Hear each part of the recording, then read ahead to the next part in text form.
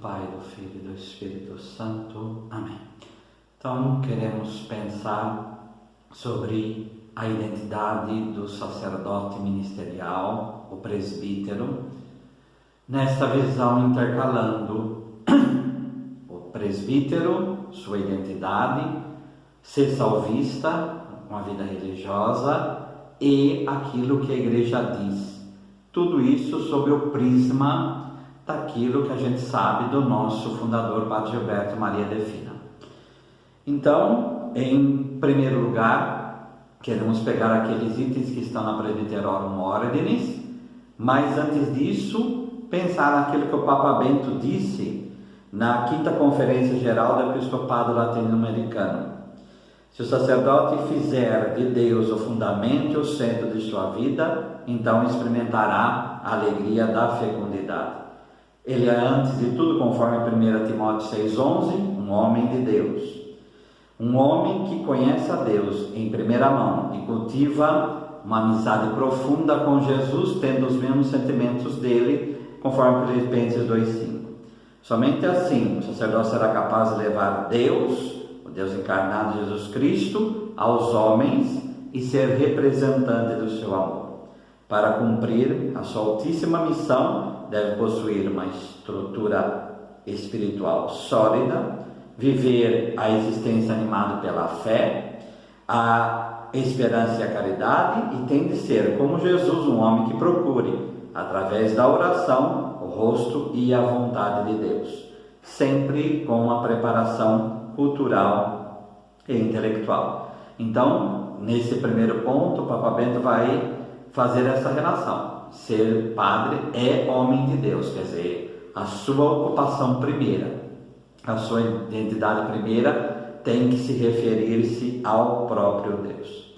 Na Presbyterorum Ordinis, a natureza do presbiterato. Então, o Senhor Jesus, tornou participante do seu corpo místico e da unção do Espírito Santo, como aquele mesmo que tinha ungido. Nele, com efeito, todos os fiéis se tornam sacerdócio santo e real. Então, existe o sacerdócio comum, que todo cristão faz parte. Oferecem vítimas a Deus por Jesus Cristo e anunciam as virtudes daquele que chamou das trevas a sua luz admirável. Então, o primeiro ponto da espiritualidade do presbítero, do sacerdote ministerial, ele é, antes de qualquer coisa, um sacerdote comum. Ele é, antes de qualquer coisa, um sacerdote batismal. Então, para ser verdadeiramente um sacerdote ministerial, você tem que ser um bom cristão. Você tem que viver na radicalidade do seu batismo.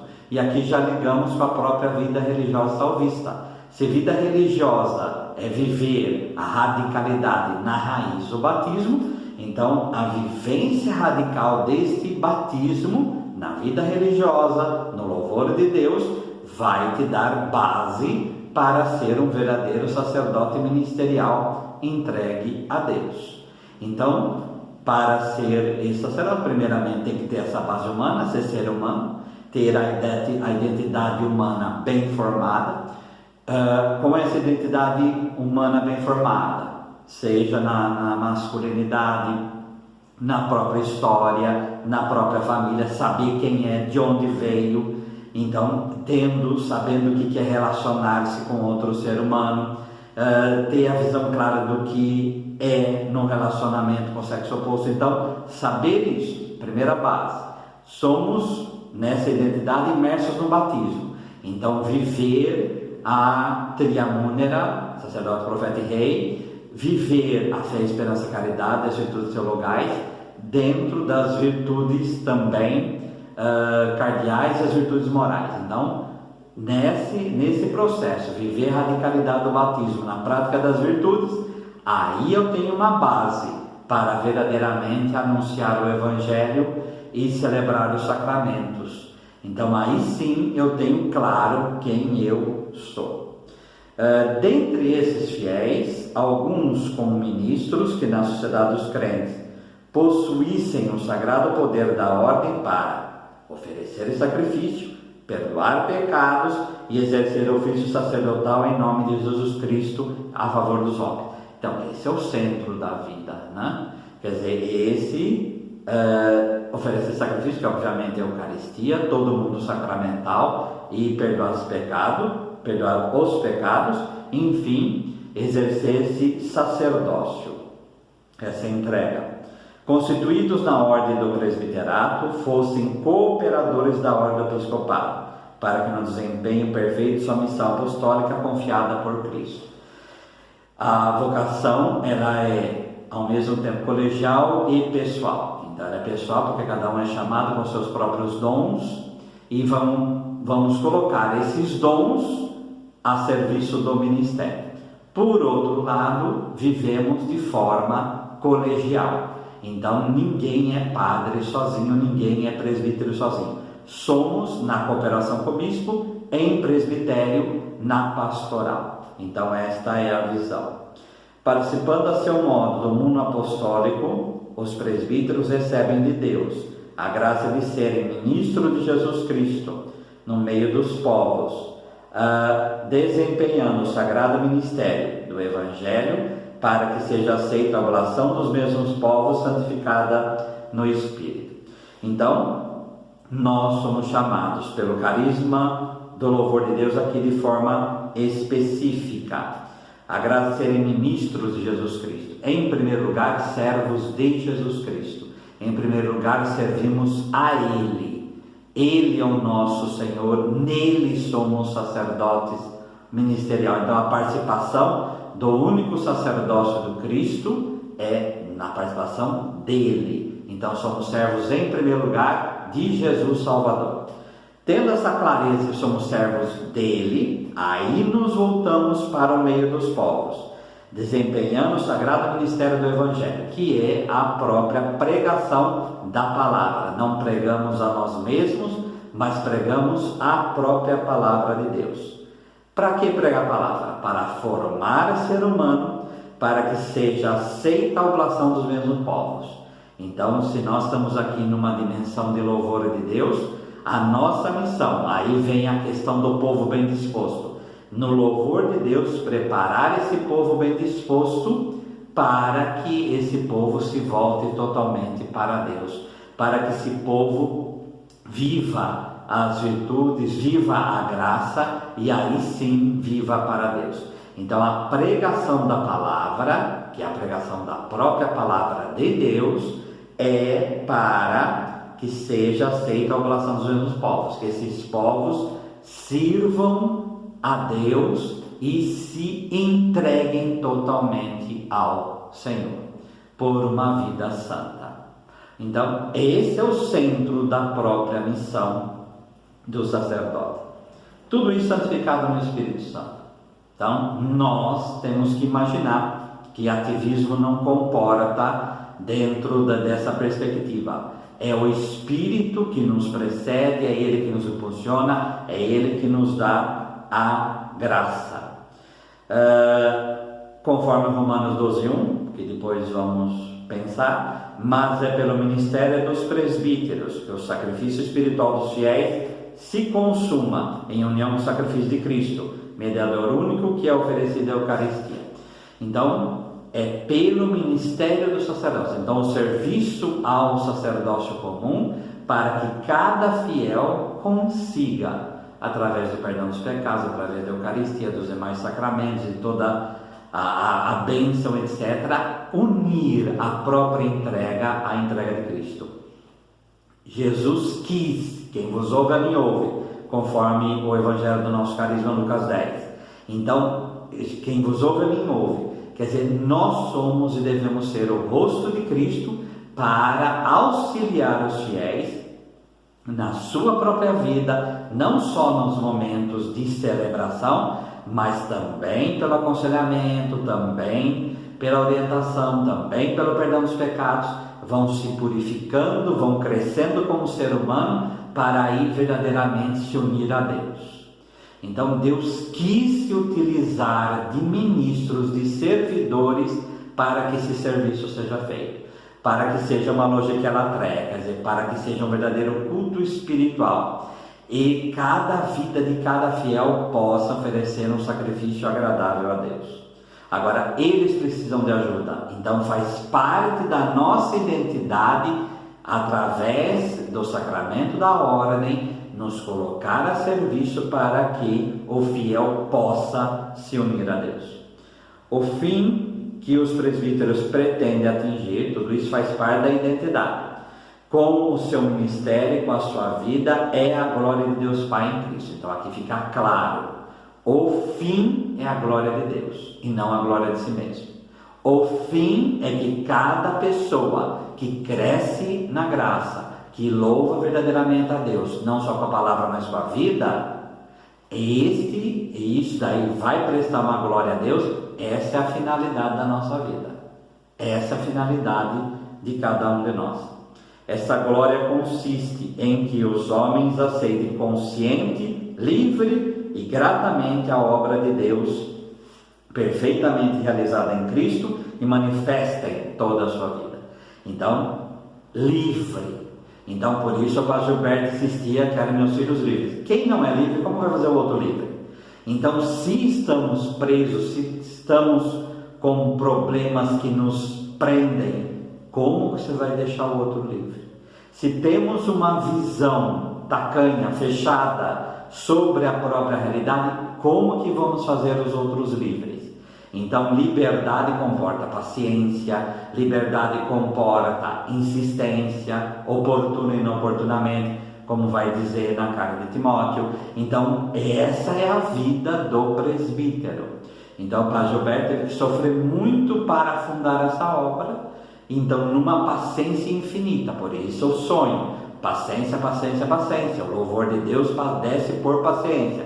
Então, essa paciência que Jesus revelou ao Padre Gilberto no sonho, também é para cada presbítero dessa obra.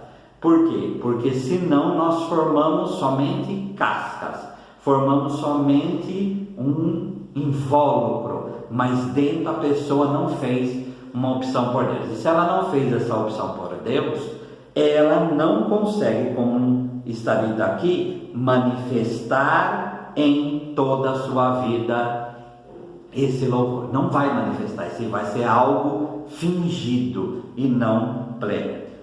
Os presbíteros, portanto, quer entreguem a oração e a adoração, quer preguem a palavra, quer ofereçam o sacrifício eucarístico, todas essas funções do presbítero, dos presbíteros. E administram os demais sacramentos, essa é a vida do presbítero. Que exerçam outros ministérios a favor dos homens, concorrem não só para aumentar a glória de Deus. Então, na medida que eu faço essas coisas, celebro a Eucaristia, celebro os demais sacramentos, oro, intercedo, aconselho, perdoo os pecados, eu estou contribuindo para aumentar a glória de Deus, porque eu estou fazendo as pessoas ser verdadeiramente uma oferta a Deus. Mas também promover a vida divina nos homens. Então, ao mesmo tempo, é um processo de subida e descida. Sobe pelo louvor e desce em graça no ser humano. Graça se transforma em louvor, louvor se transforma em graça. E assim se vai crescendo. Tudo isso enquanto dimana da Páscoa de Cristo. Então, o mistério pascal é o centro de onde nos vem toda a graça e toda a força. Por isso, o esplendor litúrgico que nos conecta com esse próprio mistério pascal, para que a nossa vida seja um louvor. Será consumado no advento glorioso do Senhor, quando Ele entregar o reino nas mãos de Deus Pai. Então, Romanos 12:1 é uma leitura recomendada. Rogo-vos, pois, irmãos, pela misericórdia de Deus, que apresenteis vossos corpos, vosso corpo como sacrifício vivo, santo e agradável a Deus. É o culto racional, é o culto espiritual, lógico que é latréia. Então, esta é a nossa vida, e é nessa perspectiva que deveríamos viver o próprio sacerdócio ministerial. Em João 4:23, mas vem a hora e já chegou em que os verdadeiros adoradores adorarão o Pai em espírito e em verdade, porque são esses que o Pai procura como adoradores. Então, esses adoradores que vêm de dentro da transformação da graça, e aí adoram a Deus com a vida e com a palavra. O corpo é para o Senhor, como o Senhor é para o corpo, 1 Coríntios 6:13. E o templo somos templos do Espírito Santo, com 1 Coríntios 6, 19 e 20.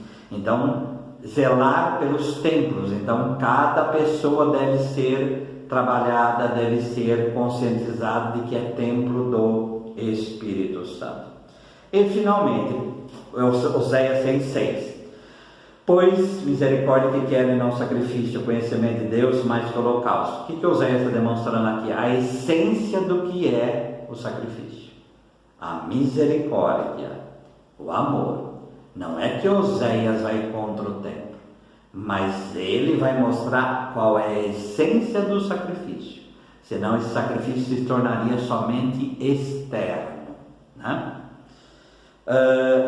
Feita essa dimensão de que é o centro da vida do presbítero, na medida em que essa natureza, é para isso que ele foi chamado ministro de Jesus Cristo, representante da cabeça no corpo, para levar as pessoas na liberdade a se entregar verdadeiramente a Deus, utilizando toda a dimensão dos sacramentos e da palavra, para que transformadas elas possam louvar a Deus. Então essa é a essência do nosso trabalho, da nossa vida, da nossa oração, da nossa intercessão, de qualquer trabalho que possamos fazer. Então essa é a natureza da vida do presbítero. Como vai dizer o Padre Gilberto, quer dizer, minha vida foi a igreja, né? A minha vida é dedicada a ela.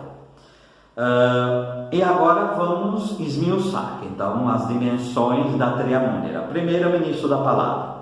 O povo de Deus é reunido, antes de mais nada, pela palavra do Deus vivo, não por mim em especial. É convocação, eclésia. A chamada é feita pela palavra de Deus, que é justíssimo esperar receber da boca dos sacerdotes. Então, a lexio divina, que é pedida nas constituições, tudo que é feito em matéria de estudo, a direção é para a palavra pregada e vivida. Então, nem nada de intelectualismo, mas sim serviço. Essa é a dimensão. Como cooperadores do bispo, tem como primeiro dever anunciar a todos o Evangelho de Deus, para que, realizando o mandato do Senhor, ir por todo o mundo, pregar o Evangelho a toda criatura. Então é a primeira missão do sacerdote ministerial, do presbítero, é pregar a palavra. Agora, como vai falar para os outros se não é formado, né? Então essa formação é contínua, para que sempre a palavra, habitando em nosso coração, ela possa ser verdadeiramente pregada. Os presbíteros são devedores de todos para comunicarem a todos a verdade do Evangelho, de que gozam no Senhor. Então o presbítero faz essa experiência com a palavra. Então a palavra não é uma função qualquer, mas é a vida do presbítero. Ele é imerso na palavra, a palavra é imersa nele. Então essa experiência vai fazer com que ele pregue. Senão ele vai pregar só exteriormente e não por convicção. Então a palavra é formada no interior, aí ela sai da nossa boca com convicção. Senão, aí a palavra famosa, a palavra ungida. Senão vai ser somente um trabalho qualquer. E nunca confiando nas próprias forças, né? Mas confiando na graça de Deus. Então não é o exterior que faz, mas a autoridade vem da própria palavra. Por uma convivência edificante entre os povos. Então essa convivência edificante é que nós vamos construindo as pessoas pela palavra.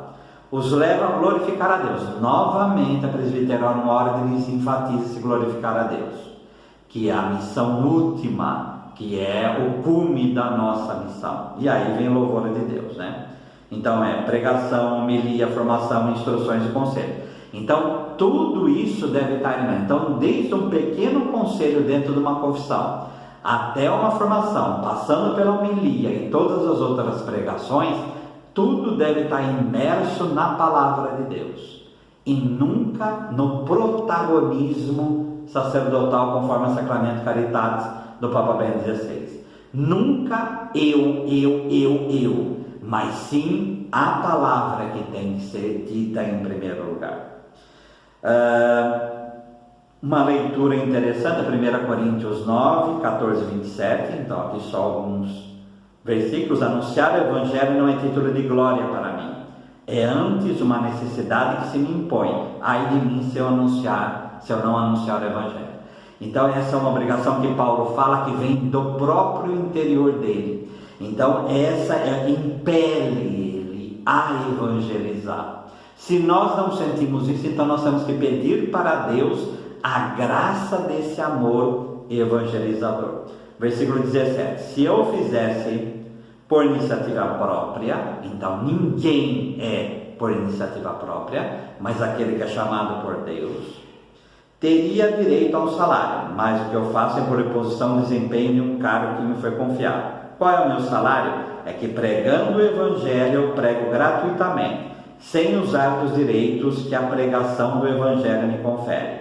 Ainda que livre em relação a todos, fiz-me servo de todos a fim de ganhar o maior número possível. Quando a gente fala de volta de pobreza, a primeira coisa que a gente pensa é somente no dinheiro que pode ou não pode. É desprendimento, é desapego. Então eu vou pregar pela autoridade da palavra, porque ela tem que ser pregada.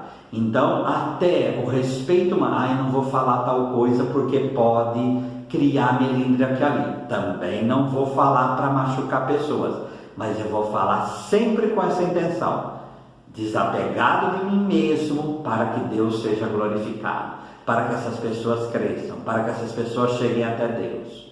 Então essa é uma dimensão de louvor de Deus da palavra. Senão nós estamos pregando a nós mesmos, como o Papa São Paulo VI vai falar que a gente não deve fazer na Evangelho Anunciado.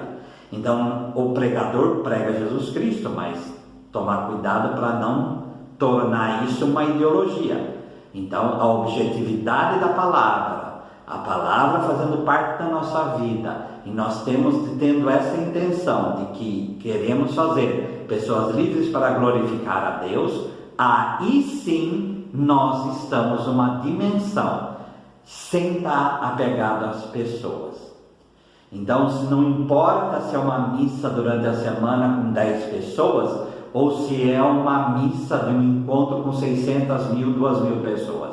A palavra tem que ser pregada com essa autoridade que vem de Deus, com o objetivo, novamente frisando, que aquelas pessoas saiam melhor do que entraram, que elas se aproximem de Deus, que elas possam crescer na fé e que elas possam verdadeiramente viver esta fé.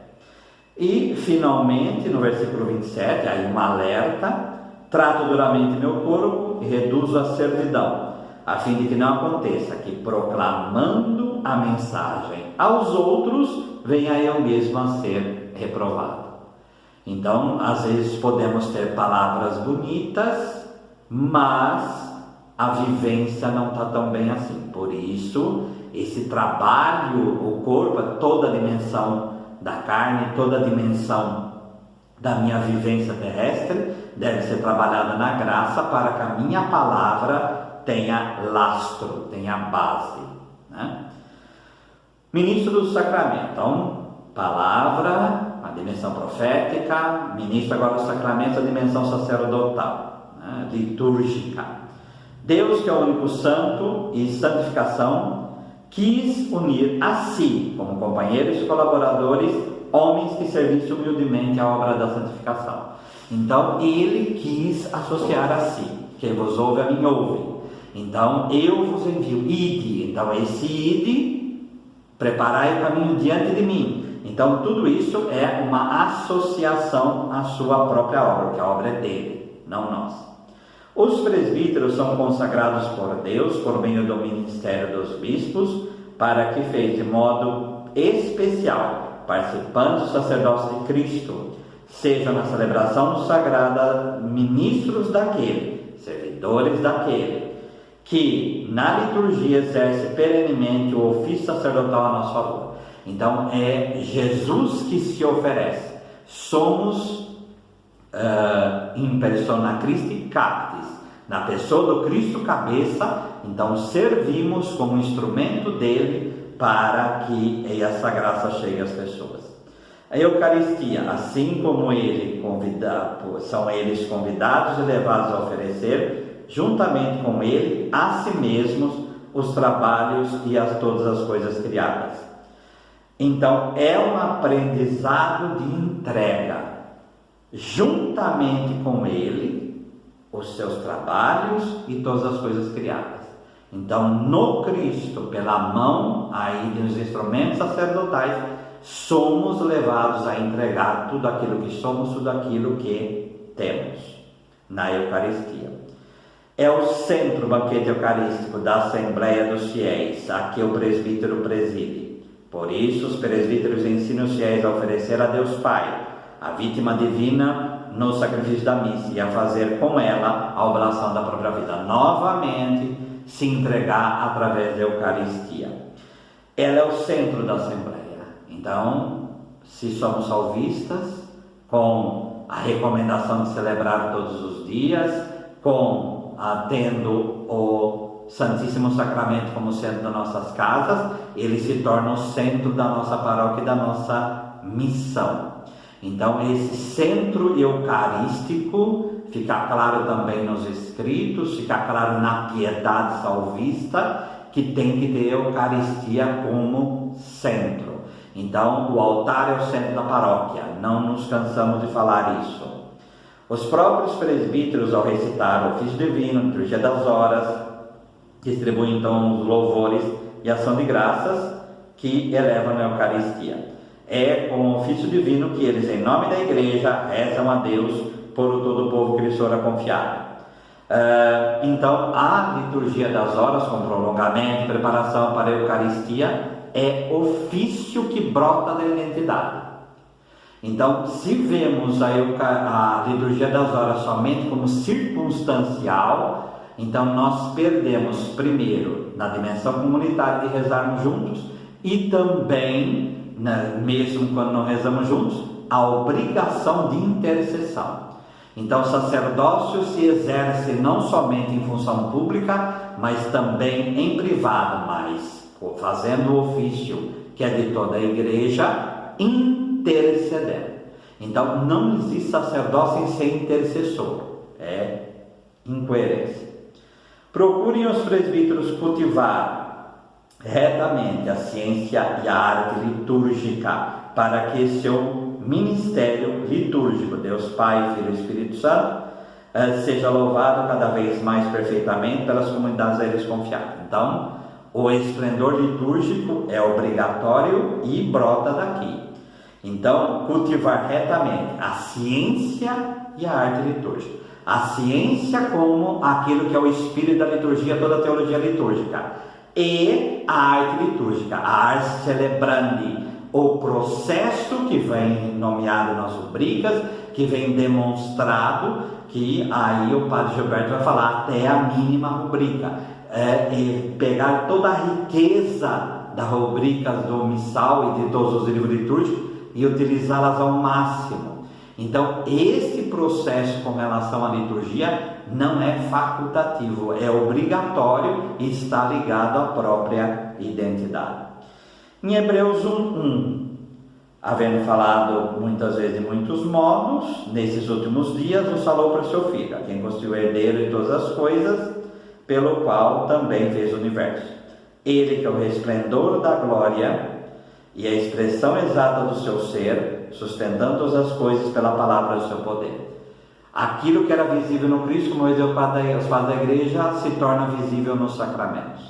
Então, essa palavra de Hebreus deve ressoar. Se ele é o esplendor da glória do Pai, se ele é o esplendor do ser do Pai, então, se está presente no nosso meio, nossa função é sempre fazer tudo com que isto atinja o seu esplendor máximo. Fazer com que cada ato litúrgico nós tenhamos o ser daquele ato litúrgico e saibamos o que estamos fazendo. Então, nós estamos lidando com aquilo que é essencial. Por isso, o esplendor litúrgico não é somente incenso. Uma missa é esplendor litúrgico durante a semana, na medida que ela é bem celebrada como as rubricas e na espiritualidade, que ela deve ser celebrada com a espiritualidade litúrgica. Então, não pensar que é somente em horas especiais, mas sempre e a cada momento. Pastoral. Então, hoje o ministério pastoral, exercendo com a autoridade cristã, comunos de Cristo, cabeça e pastor, os presbíteros reúnem em nome do bispo a família de Deus, como fraternidade bem unida, e por Cristo no Espírito Santo leva-nos ao Pai.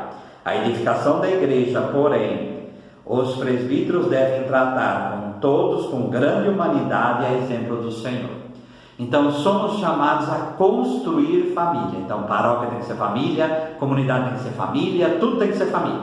Então, nós somos chamados a construir família. Pastoral tem que ligar a família.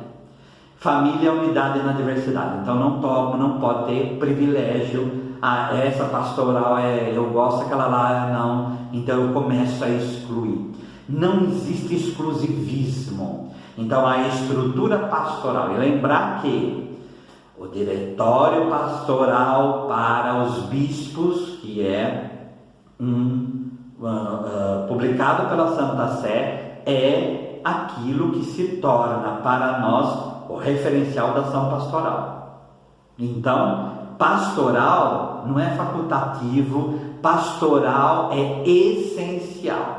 Se o presbítero, não interessa qual função exerça, ele tem que ter uma alma pastoral, ele tem que ter essa caridade pastoral para construir ser humano e ser ser humano. Então ele é ser humano para construir ser humano, e canal da graça para construir outros da graça. Então a humanidade, aqui não precisa nem falar da humanidade do Padre Gilberto no trato com as pessoas, a humanidade dele no trato com os seres humanos e a paciência em ouvir. Então, isso daí nós devemos pedir a Deus a graça para isso. Nem deve proceder com ele segundo o agrado dos homens, que seria lisonja, mas segundo as exigências da doutrina e da vida cristã, ensinando-os e admoestando-os como filhos caríssimos. Então, não adianta só falar que é filho, que o paroquiano não é aquele filho, mas tem que tratar como filho também, né? Cabe aos sacerdotes como educadores da fé. Então, somos educadores da fé. Faz parte da nossa identidade sermos educadores da fé. Fazer as pessoas crescerem na fé, na entrega a Deus, no relacionamento com Ele. Cuidar por si ou por outros, quer dizer, formar formadores, né? Formar formadores e não ter uma mentalidade centralizadora, mas formar pessoas para formar outras. Que cada fiel seja levado no Espírito Santo, sempre na graça, a cultivar a própria vocação segundo o Evangelho.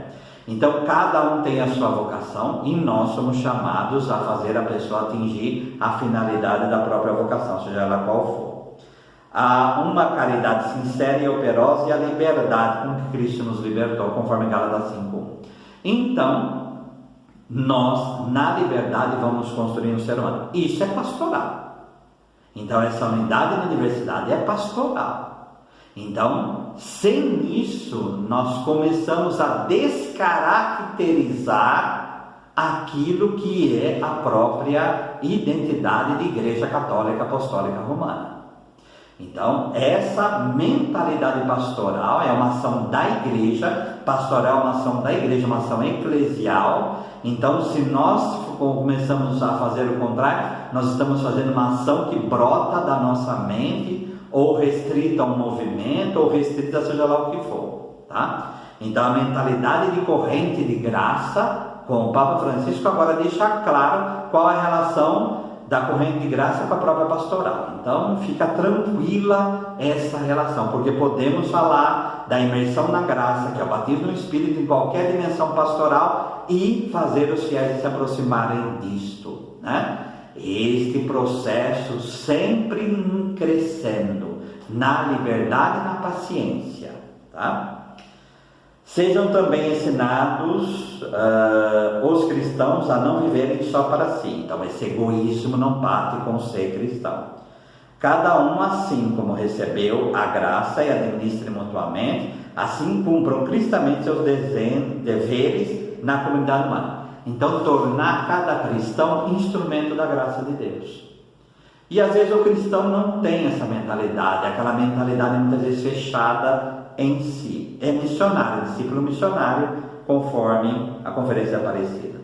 A comunidade local, porém, não deve fomentar só o cuidado pelos seus fiéis, mas ter esse zelo missionário. E se não tem, pelo menos na oração ter o zelo missionário.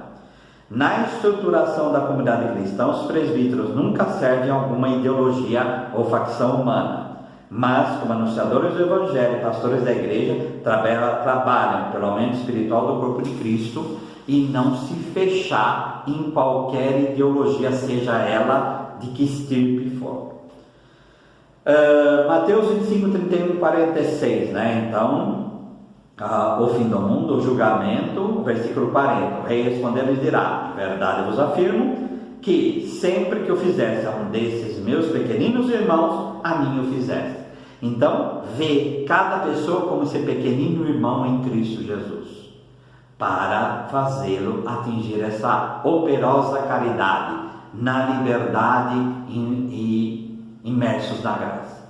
Então, esse é o objetivo da pastoral. Né? Então, pegar a triamúnera, palavra, a operosidade do amor, aí, e juntamente com a liturgia, vão trabalhar tudo isso numa dimensão pastoral, de ter a intenção de fazer a igreja crescer.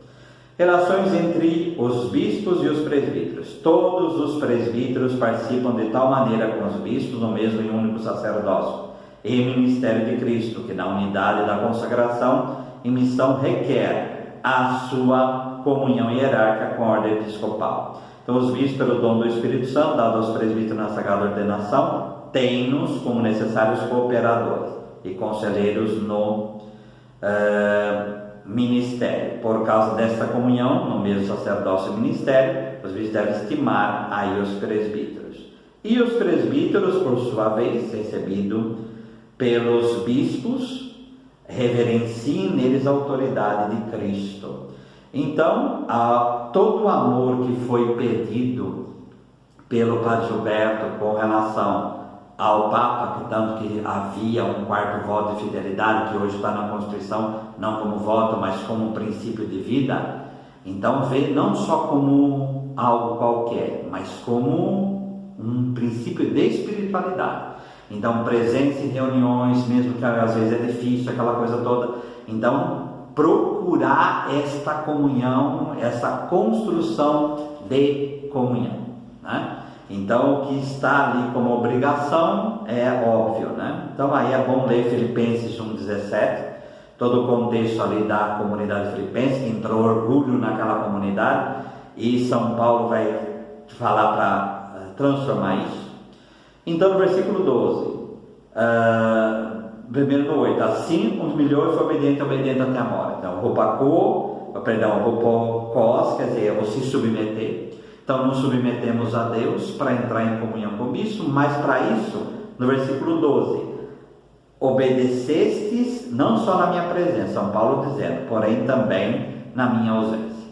É o rupako, agora sim, é aprender a ouvir. Então, ouvimos os que estão à frente, o episcopo, aquele que está acima, como supervisor, que olha o todo, para obedecer a Deus. Então, essa arte da obediência deve fazer características. E aí seria uma obediência livre, nem vaca de presépio, aquele que só obedece por obedecer, numa subserviência que sempre tem alguma má intenção por trás, e nem uma rebeldia absoluta.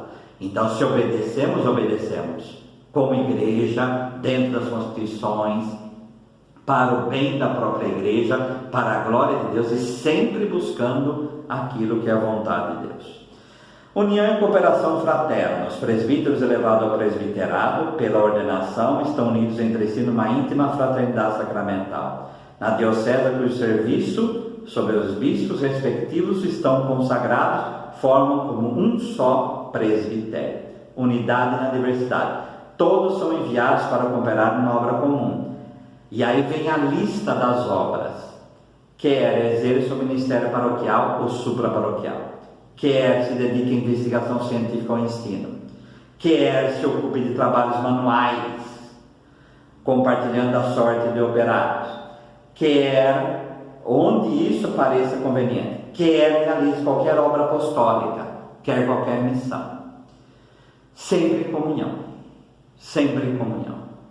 Então a vivência em comunidade nos ensina isso, e às vezes a gente esquece qual é a função de viver em comunidade.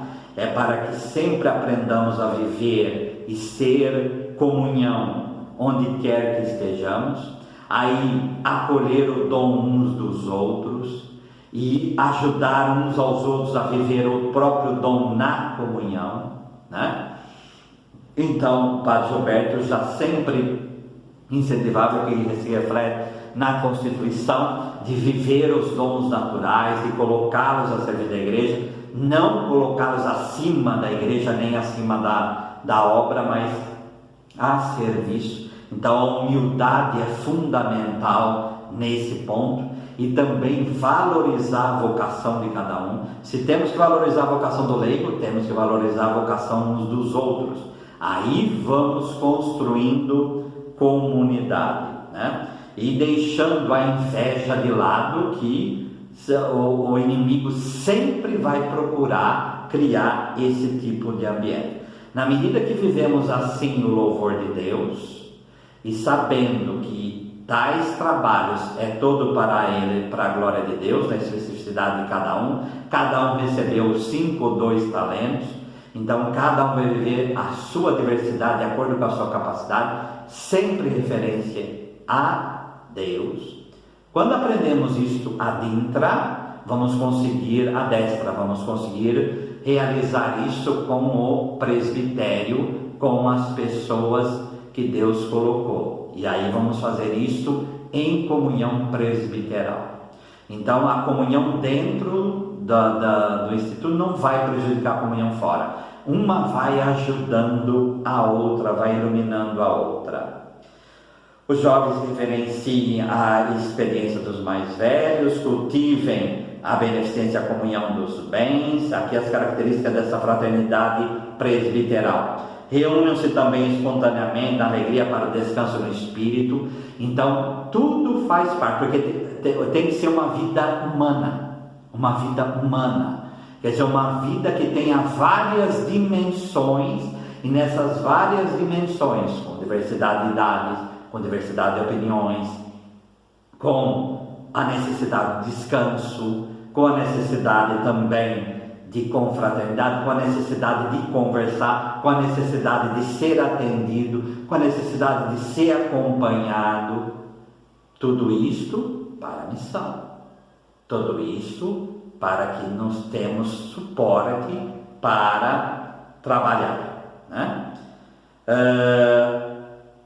Sintam também obrigados para os que estão em dificuldade, né?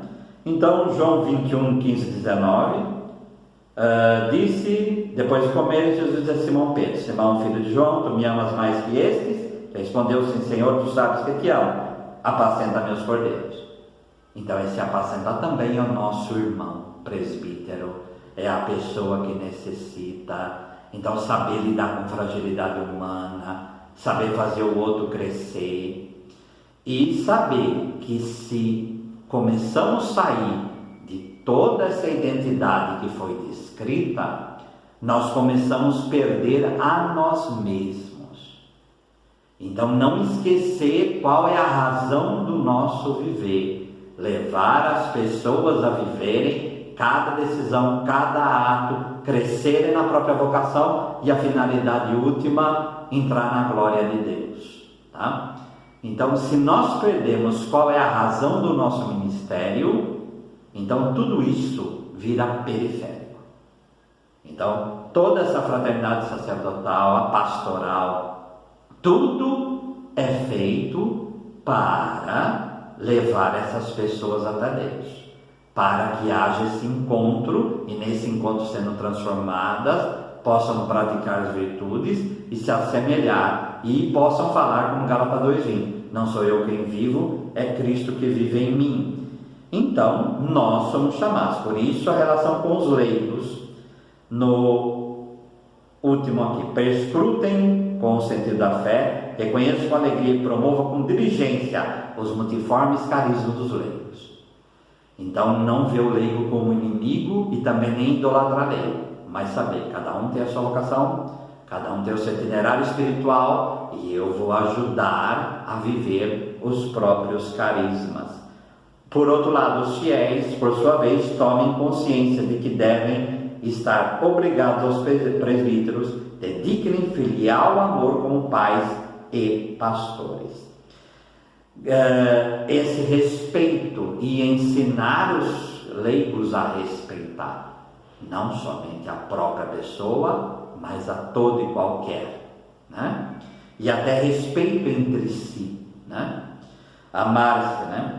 Em Gálatas 3:26, pois vós sois filhos de Deus mediante a fé em Jesus Cristo. Portanto, quando fosse batizados em Cristo, vos revestis de tarde, não pode haver judeu, nem grego, nem escravo, nem liberto, nem homem, nem mulher, porque vós sois todos um só em Cristo Jesus.